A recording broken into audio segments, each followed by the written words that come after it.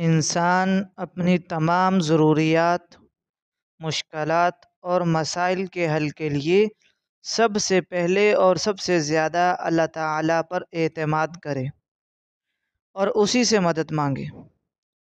اسلام میں توحید کا مرکزی پیغام یہ ہے کہ ہر چیز کا خالق، مالک اور مختار کل صرف اللہ ہے۔ اس لیے مسلمان کو چاہیے کہ وہ اپنی زندگی کے ہر معاملے میں اللہ پر بھروسہ کرے۔ قرآن مجید میں کئی مقامات پر اللہ تعالیٰ نے انسان کو یہی نصیحت کی ہے کہ وہ اسی سے مدد طلب کرے۔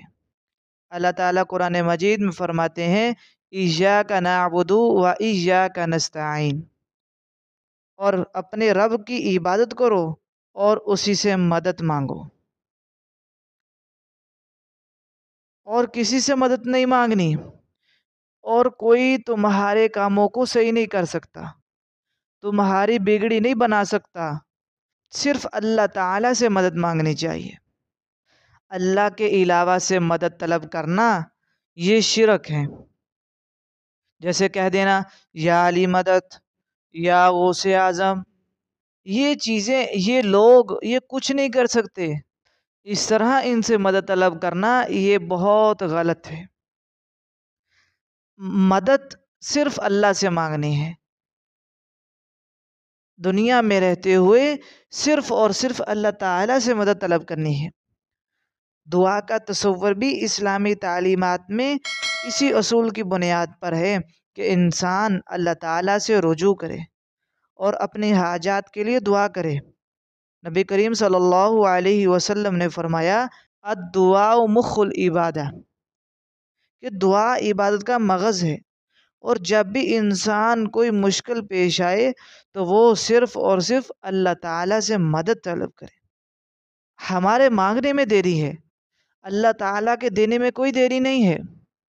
ہم اب اللہ سے مانگیں، اللہ سے مدد طلب کریں، تو اللہ تعالیٰ تو ہماری مدد کرنے کو، ہمارے لیے آسانیاں پیدا کرنے کو تیار ہیں۔ لیکن شرط صرف یہ ہے کہ ہم نے صرف اور صرف اللہ تعالیٰ سے مانگنا ہے۔ اسلام یہ بھی سکھاتا ہے کہ دنیاوی اسباب کو اختیار کرنا ضروری ہے، لیکن ان اسباب پر بھروسہ کرنے کی بجائے اللہ تعالیٰ پر بھروسہ کیا جائے۔ بھروسہ اللہ تعالیٰ پر کرنا ہے، یعنی کہ انسان کو کوشش بھی کرنی ہے، لیکن نتیجے کا انحصار اللہ تعالیٰ کی مرضی پر ہے۔ یہ نہیں کہ آج دنیا ترقی کر رہی ہے، ٹیکنالوجی کا زمانہ آ رہا ہے، ایجادات ہو رہی ہیں، ترقیاں ہو رہی ہیں، انٹرنیشنل میڈیا آ رہا ہے، تو اس لیے ہم کہیں کہ اب سب کچھ دنیا ہے، یہ اسباب ہی ہیں سب کچھ، یہ اسباب ہمارے حالات ٹھیک کریں گے، یہ اسباب ہماری پریشانیوں کو ختم کریں گے۔ یہ اسباب کچھ نہیں کر سکتے۔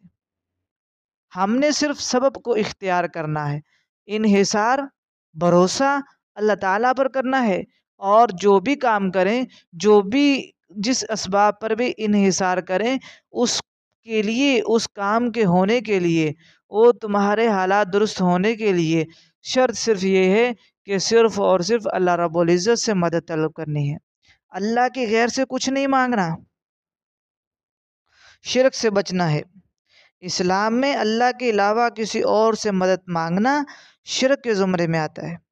نبی کریم صلی اللہ علیہ وسلم نے ہمیشہ اس بات کی تلقین کی کہ ہم اللہ کے سوا کسی اور کو اپنی مشکل کشائی کا ذریعہ نہ بنائیں۔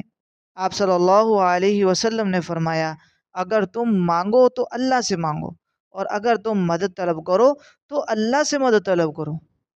آپ صلی اللہ علیہ وسلم فرما رہے، تو ہمیں چاہیے کہ اپنی مشکلات میں، اپنے برے حالات میں، اپنے آپ کو کامیابی حاصل کرنے کے لیے، اپنی دنیا میں کوئی بھی حاجت کو پورا کرنے کے لیے، تو ہمارے لیے ضروری ہے کہ ہم صرف اور صرف اللہ رب العزت سے مانگیں۔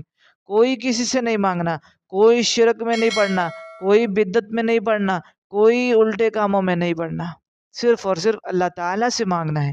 اللہ تعالیٰ ہی تمہارے حالات درست کر سکتے ہیں، اللہ تعالیٰ ہی تمہاری حاجات کو پورا کر سکتے ہیں، اللہ تعالیٰ تمہارے رزق میں، مال میں، جان میں، سب کچھ اللہ تعالیٰ ہی کر سکتے ہیں، اور کسی کو یہ اختیار نہیں ہے۔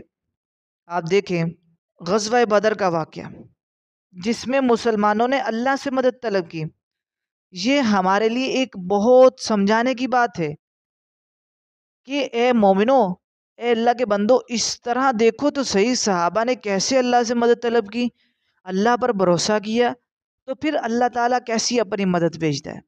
آج کل ہماری جو مشکلات ہیں، بڑی سے بڑی مشکلات ہو سکتی ہیں، چھوٹی سے چھوٹی حاجت کوئی ہو سکتی ہے، کوئی بڑی بات نہیں ہے، لیکن اللہ پر توکل کرنا ہے، اللہ سے مدد طلب کرنی ہے۔ پھر دیکھیں اللہ تعالیٰ کی مدد کیسی آتی ہے۔ اللہ تعالیٰ تو ہماری مشکلات کو ختم کر دیں گے، تمہاری حاجات کو پورا کر دیں گے۔ غزوہ بدر اسلام کی پہلی بڑی جنگ تھی، جو رمضان المبارک کے مہینے میں 2 ہجری کو لڑی گئی۔ اس جنگ میں مسلمانوں کی تعداد صرف 313 تھی، جبکہ کفار مکہ کی تعداد تقریباً 1000 تھی۔ مسلمانوں کے پاس نہ زیادہ اسلحہ تھا، نہ سواری کے لیے گھوڑے اور نہ اونٹ، اور نہ ہی کھانے پینے کا انتظام۔ ان حالات میں مسلمانوں نے اللہ تعالیٰ سے مدد طلب کی، اللہ کے غیر سے کچھ نہیں مانگا، اللہ سے مدد طلب کی۔ تو نبی کریم صلی اللہ علیہ وسلم نے اس جنگ سے قبل یہ دعا کی، اے اللہ، اگر یہ مٹھی بھر جماعت آج ہلاک ہو گئی تو روئے زمین پر کوئی تیرا نام لینے والا باقی نہیں رہے گا۔ اس جنگ میں اللہ تعالیٰ نے مسلمانوں کو ایسی نصرت عطا کی کہ وہ تعداد میں کم، اسلحے میں کمی کے باوجود فتح یاب ہوئے۔ کفار مکہ کے بڑے بڑے سردار مارے گئے اور مسلمانوں کو فتح نصیب ہوئی۔ اس واقعے نے یہ ثابت کیا کہ جب انسان خلوص دل سے اللہ سے مدد طلب کرتا ہے اور اسباب کے باوجود اللہ پر توکل کرتا ہے تو اللہ تعالیٰ اس کی مدد ضرور کرتے ہیں۔ یہ واقعہ ہمیں سکھاتا ہے کہ چاہے حالات کیسے بھی ہوں، اگر ایمان مضبوط ہو اور اللہ تعالیٰ پر توکل ہو تو اللہ تعالیٰ اپنی مدد ضرور نازل کرتے ہیں۔